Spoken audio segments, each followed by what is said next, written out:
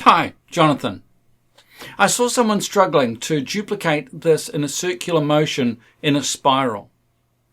The challenge they had was how to place the exact locus or the exact center.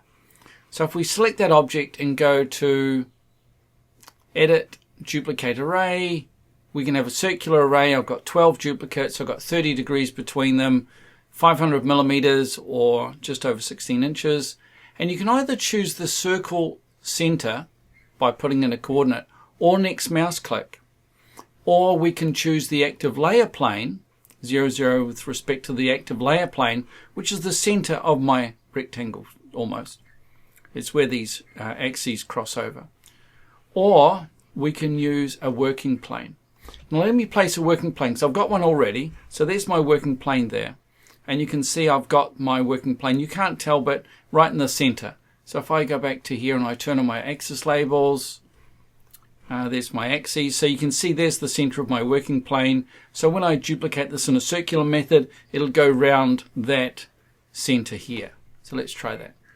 Duplicate array, 0, 0, the active working plane, click OK, and you can see it's actually gone round and it's gone up in 3D.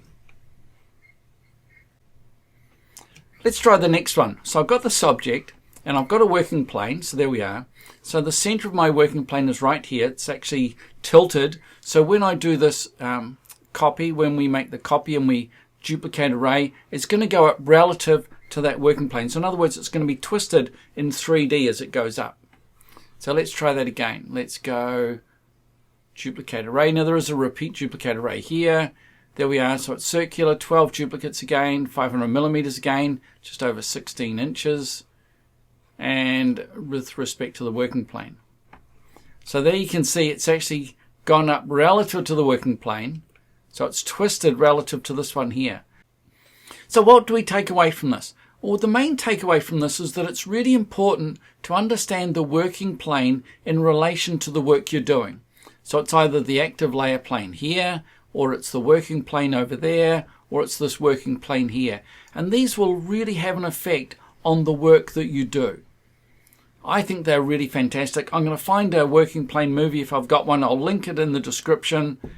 Hey, if you like this movie, don't forget to give me a thumbs up. It really helps other people to find this video.